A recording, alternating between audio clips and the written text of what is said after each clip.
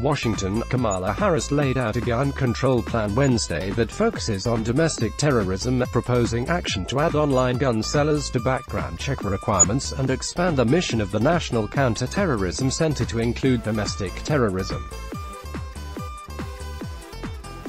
If elected, Harris said she would take executive action to require major online gun sales platforms to perform background checks, ensure domestic terrorism is included in the Counter-Terrorism Center's mission, and commit $2 billion to investigate and prosecute domestic terrorists. Under federal law, unlicensed dealers may be legally allowed to sell firearms without conducting a background check, and those sales can occur at gun shows or online. The Democratic presidential candidate also said she would give law enforcement new tools to fight domestic terrorism by petitioning federal courts to temporarily seize guns from terrorism suspects or individuals who may commit a hate crime. In America, loaded guns should not be a few clicks away for any domestic terrorist with a laptop or smartphone, Harris said in a statement.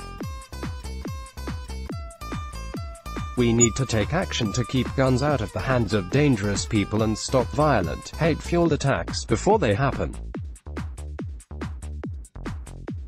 By focusing on confronting these domestic terror threats, we can save lives. Gun control has been thrust to the forefront of the presidential nominating contest after back-to-back mass shootings earlier this month in El Paso, Texas, and Dayton, Ohio. The suspect in the El Paso shooting was believed to have been motivated by white supremacist beliefs. President Donald Trump has said he wants meaningful background checks while also ensuring that the National Rifle Association's views are fully represented and respected, as part of discussions in Congress on the issue. The powerful organization opposes expanding checks. Among Democrats, Joe Biden said at a gun safety forum last weekend that he wanted guns to have biometric locks based on fingerprints to limit who's able to use a gun. Elizabeth Warren has called for legislation to tighten firearms regulation and reinstitute a federal ban on assault weapons. Warren also called for creating a federal licensing system for gun ownership and raising taxes on firearms and ammunition. The forum was sponsored by Everytown for Gun Safety, founded by Michael Bloomberg, the owner of Bloomberg LP, the parent company of Bloomberg News.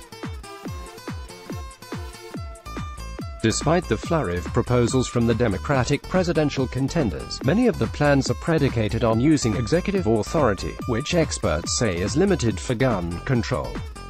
For example, they say a president can't ban assault weapons and high-capacity magazines or require background checks without legislation from Congress. Republican Sen. Martha McSally of Arizona has also drafted a bill that would make domestic terrorism a distinct crime that can be punished separately by federal authorities. Latest World Stories. Let's block ads. Why?